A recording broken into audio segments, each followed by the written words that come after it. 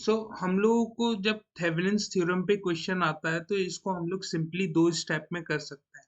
सबसे पहले हमें आरटीएच को फाइंड करना होगा, जो हमारा क्या होता है, ये थेवेनिन्स रेजिस्टेंस। क्या होता है हमारा ये थेवेनिन्स रेजिस्टेंस। ठीक है, एक तो हमारा थेवेनिन्स रेजिस्टेंस होता है और ये वीटीएच हमारा क्या है, थेवेनिन्स वोल्टेज। ठीक है,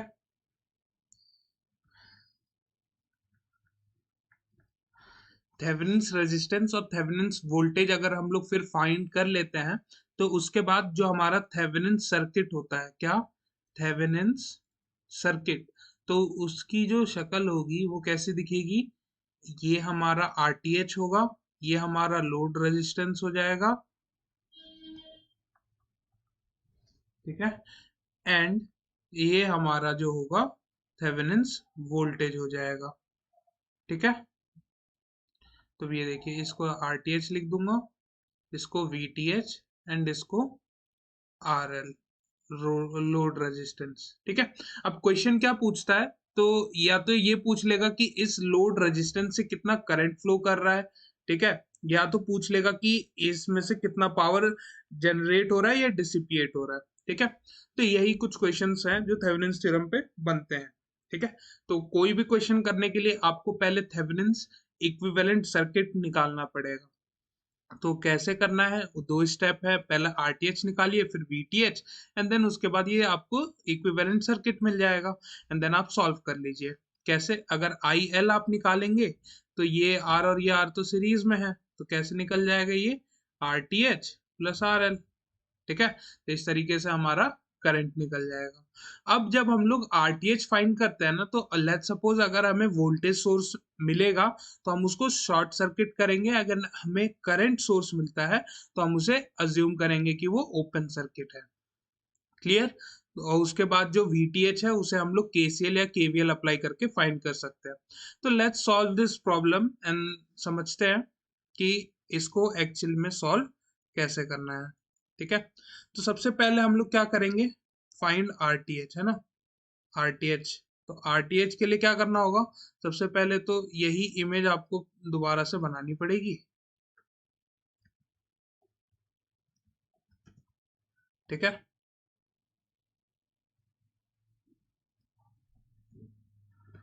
ये आपने बना लिया। अब आपको क्या ध्यान रखना है कि मैंने बोला था इसको आपको क्या करना है, शॉर्ट सर्किट। ये वोल्टेज सोर्स है तो मैं इसको क्या करूंगा, शॉर्ट सर्किट करूंगा। क्या कर दूंगा यहाँ से, शॉर्ट सर्किट। और ये जो है ये क्या है हमारा, ये तो आरटीएच है, लोड रेजिस्टेंस। क्यों, क्योंकि इसके ही अक्रॉस हमें क्या करना है, करंट फाइंड करना है। यहाँ पे क्वेश्चन इनकम्प्लीट है, यहाँ पे लिख लीजिए find current through 30 ohm resistance.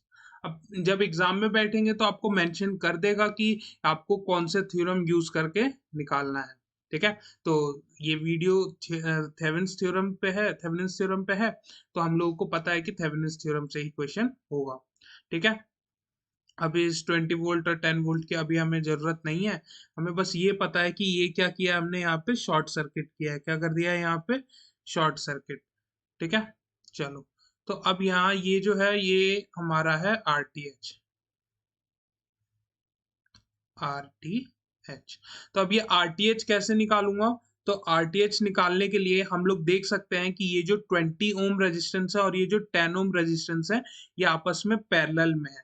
तो और हमें पता है क्या, 20 ओम जो है वो पैरेलल है 10 ओम के, तो हमें पता है क्या होता है, R one into R two upon में R one plus R two, है ना, यही होता है।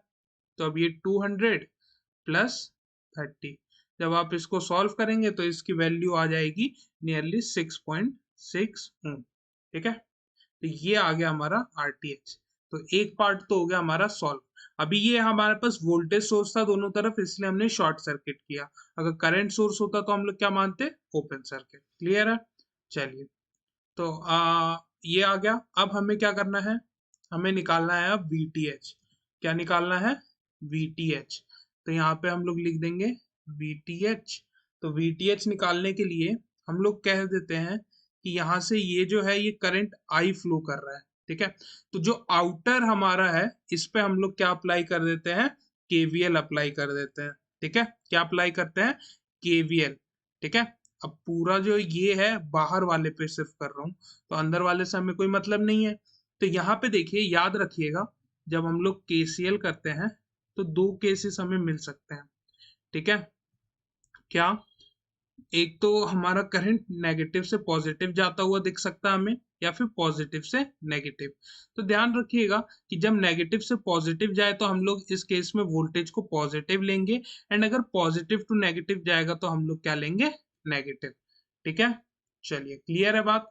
और जब भी हमें कोई भी रेजिस्टेंस मिलेगा तो हम लोग उसको क्या करेंगे, नेगेटिव लेके चलेंगे, वहां पे हम लोग अज्यूम करेंगे कि वोल्टेज ड्रॉप हो रहा है।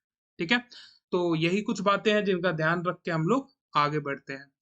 ओके, तो अप्लाइंग केवीएल हम लोग यहाँ पे क्या देख सकते हैं कि 20 वोल्ट। अब देखेंगे तो ये नेगेटिव टू पॉजिटिव जा रहा है, ये माइनस है और ये प्लस है। तो नेगेटिव टू पॉजिटिव जा रहा है तो यहाँ पे क्या हो जाएगा, हमारा 20 वोल्ट पॉजिटिव का आ जाएगा। ठीक है, माइनस, अब वोल्टेज ड्रॉप है।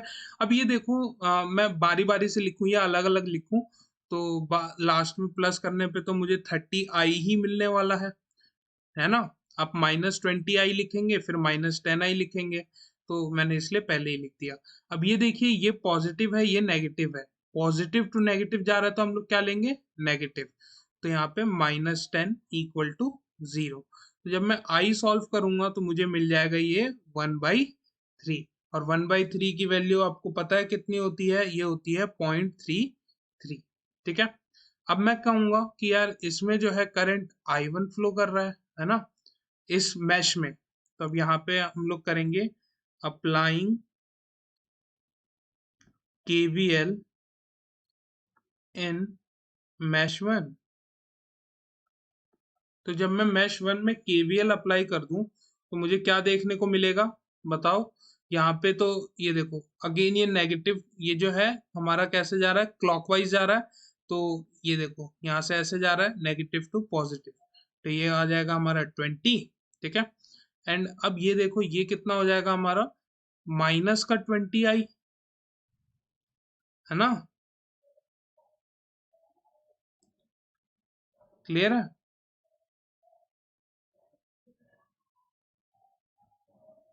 माइनस का क्या आ जाएगा हमारे पास, 20i, I1। और उसके बाद यहाँ पे देखेंगे तो ये कितना आ जाएगा हमारा, ये जो है इसको हम लोग यहाँ से बोलेंगे हमें VTH, ये हम लोग VTH फाइंड कर रहे हैं ना, तो इसकी जगह हम लोग लिखेंगे VTH, यहाँ प्लस यहाँ माइनस। ठीक है, तो अब देखिए, हम लोग केवीएल ही अप्लाई कर रहे हैं, वोल्टेज हमारे पास है, तो ये क्या हो जाएगा, प्लस से माइनस जा रहा है तो नेगेटिव VTH इक्वल टू 0। तो अब यहाँ पे क्या हो जाएगा, सिंपली आपको सॉल्व करना है। क्या हो जाएगा, देखो देखो, VTH is equal to 20 - 20 I1। अब ये जो I1 है, ये जो I1 है वो किसके इक्वल है, किसके इक्वल है, इसके इक्वल है, इस करंट के इक्वल है। ठीक है, तो मैं यहाँ पे इसको क्या बोल दूंगा, तो 20 - 20 टाइम्स ऑफ 0.3 बोल देता हूँ। ठीक है, यहाँ पे एक ही डिजिट तक ले जाते हैं हम लोग। ठीक है, कैलकुलेशन थोड़ी सी आसान हो जाएगी। ठीक है, तो यहाँ पे हमें कितना देखने को मिल जाएगा,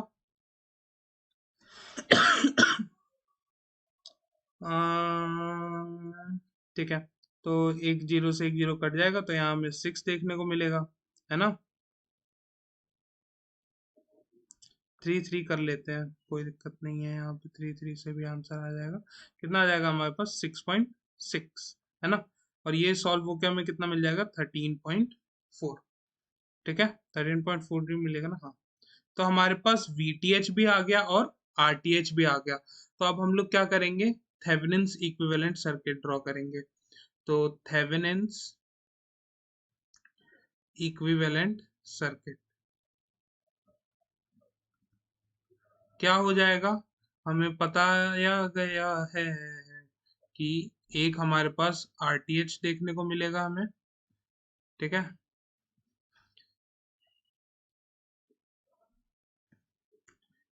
हमारे पास क्या होगा, एक हमारे पास RTH हो जाएगा, एक हमारे पास VTH होगा, और ये क्या होगा हमारा लोड रेजिस्टेंस RL।